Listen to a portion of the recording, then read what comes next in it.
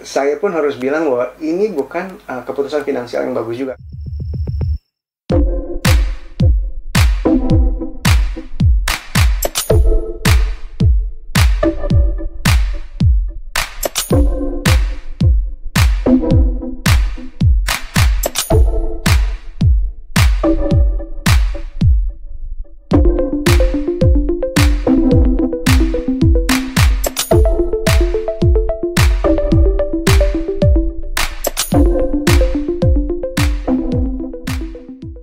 Assalamualaikum warahmatullahi wabarakatuh. Halo adik-adik, ketemu lagi sama gue di channel YouTube ini, masih dalam seri Home Ownership.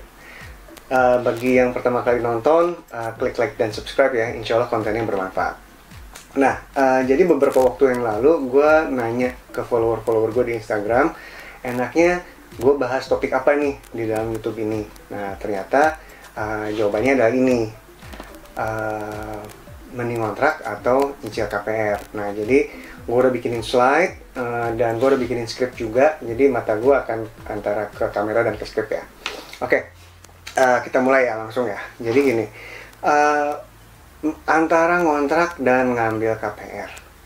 Untuk mengetahui jawabannya, adik-adik harus membedah pendapatan dan pengeluaran adik-adik sampai ke level sedetail mungkin. Nah, dengan begitu adik-adik akan dapat melihat tuh untung ruginya, uang hilang berapa, yang mampu ditabung berapa, yang mampu dipakai buat beli rumah berapa. Nah, kalau udah kayak gitu, nanti adik-adik bisa memutuskan dengan lebih baik gitu. Nah, gue udah bikin simulasinya, tapi gue agak high level ya. Nah, ini contoh aja buat ini contoh perbandingan buat adik-adik. Oke, kita mulai ya. Jadi gini. Oke, ini adalah asumsi pertama, skenario pertama. Jadi, katakanlah income adik-adik adalah 10 juta per bulan. Kemudian, dalam skenario pertama ini, adik-adik mengontraknya dekat kantor. Karena nggak make sense kalau misalnya sudah ngontrak terus jauh dari kantor gitu kan. Kalau kayak gitu, udahlah kontrak, udahlah biaya transportnya tinggi gitu. Jadi, asumsinya dekat kantor ya. Jadi gini, biaya hidup 4 juta, ngontrak dekat kantor 3 juta. Kemudian transport karena dekat kantor habis 1 juta dan adik-adik bisa menabung 2 juta.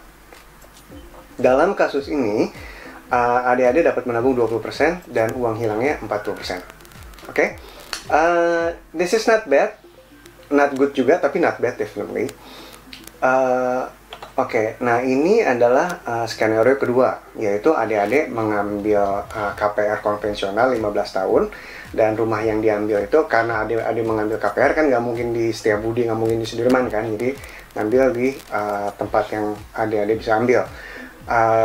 Katakanlah cicilannya 4 juta per bulan. Nah, tapi karena KPR konvensional dan masanya 15 tahun, jadinya adik-adik berada di kondisi di mana cicilannya mungkin 4 juta per bulan, tapi dalam komposisi cicilan itu bayar pokoknya hanya 1 juta dan bayar bunganya tuh 3 juta gitu.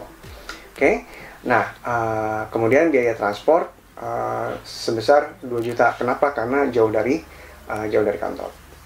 Nah, dalam kasus ini, dalam skenario ini, adik-adik mengalami uang hilang sebesar 50%.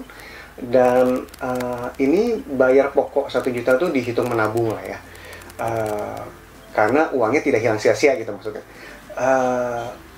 Dalam kasus ini, saya sebagai orang yang sudah lama berpengalaman harus mengatakan bahwa ini bukan pilihan yang bagus, jujur. Kenapa? Karena uang hilangnya sampai 50% dari pendapatan adik-adik. Dari segi sebagai seorang muslim kepada muslim yang lain, saya pun harus bilang bahwa ini bukan keputusan finansial yang bagus juga. Kenapa? Karena ini riba dan ribanya banyak gitu ya, sampai 3 juta per bulan gitu. Jadi kalau bisa adik-adik yang kondisi seperti ini dihindari ya. Nah, kemudian katakanlah adik-adik tetap mengambil KPR konvensional. Ini skenario ketiga. Adik-adik ngambil KPR konvensional, tapi adik-adik ngambilnya singkat, 8 tahun gitu. Nah, dan karena 8 tahun ini mungkin cicilannya sama 4 juta, tapi adik-adik langsung bayar pokoknya gede, 2,5 juta, dan bayar bunganya hanya 1,5 juta gitu.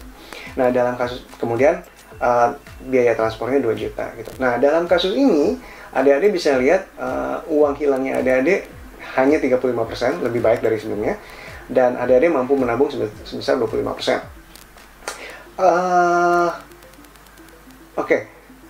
Sebagai orang yang udah lama pengalaman, ini definitely pilihan yang lebih baik daripada opsi 1 dan 2. Tapi sebagai seorang muslim, kepada muslim yang lain, saya harus ngasih tahu juga bahwa ini masih riba. Kalau bisa dihindari. Kalau bisa ini dihindari, hindari. Ini adalah opsi keempat. Opsi keempat ini, katakanlah adik-adik berhasil menemukan developer yang syariah, atau berhasil menemukan bank yang syariah gitu ya, bank syariah, KPR syariah, dan adik-adik membeli rumah dengan masa 25 tahun. Jadi cicilannya itu 4 juta, transportnya karena jauh 2 juta gitu. Nah, oke, di sini uang hilang pasti 20%. Tapi apakah membayar pokok 4 juta itu dapat dibilang menabung? Sebagai orang yang sudah lama berpengalaman di bidang ini, saya nggak bisa bilang ini nabung juga sebenarnya. Tapi saya juga nggak bisa bilang bahwa ini uang hilang gitu, karena pada akhirnya jadi wujud rumah kan. Untuk mengerti konteksnya, saya harus ngajarin konsep syariah dulu nih ya. Saya ajarin konsep syariah. Ini cara cepatnya aja. Jadi konsep syariah itu sebenarnya gini, orang yang memberi pinjaman memberikan Anda opsi dan transparansi.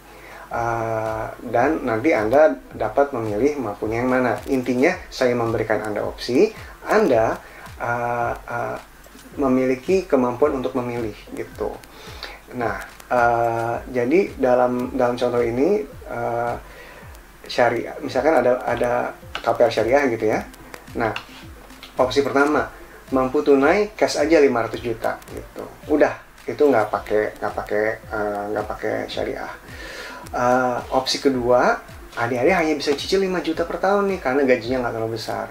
Terus, oke, kalau adik-adik mampunya nyicil 5 juta per bulan, maka nyicilnya 10 tahun ya, tapi harganya jadi 600 juta ya, gitu. Opsi ketiga, katakanlah adik-adik cicilannya lebih kecil lagi. Oh, mampunya hanya 4,4. Oke, mampunya hanya 4,4, nggak apa-apa. Tapi nyicilnya 15 tahun ya, dan harganya jadi 800 juta, gitu. Nah, dari sini adik-adik memiliki kemampuan untuk memilih. Nah, nggak semuanya manis, nggak semuanya pahit juga gitu. Dalam artian, opsi 1, wah murah nih 500 juta, tapi tunai ya, gitu. Di opsi 2 dan opsi 3, wah bisa dicicil nih, tapi harganya naik ya, gitu. Ya, sama-sama nggak enak sih sebenarnya gitu kan. Nah, jadi kembali ke sini, kalau opsi 4 itu, ya oke lah, bisa dibilang gitu ya. Tergantung pertimbangan adik-adik masing-masing. Worth it nggak untuk bayar rumah 800 juta yang sebenarnya nilainya 500 juta? Worth it nggak? Kalau misalkan worth it, ya udah jalanin ya nggak apa-apa gitu. Ya itu pertimbangan adik-adik. Saya tidak berhak untuk menjudge itu juga sebenarnya. Nah, sebagai seorang muslimin, saya bisa bilang bahwa opsi 1 dan opsi 4 yang oke. Terserah adik-adik mau milih yang mana. Gitu aja. Nah, ini adalah guidance untuk adik-adik membuat pertimbangan jika adik-adik harus memilih antara mengontrak atau menyicil ya. Gitu. Semoga episode ini bermanfaat dan membantu adik-adik dalam mengambil keputusan finansial yang paling tepat untuk memiliki rumah. Segitu dulu, sampai ketemu di episode berikutnya. Assalamualaikum warahmatullahi wabarakatuh.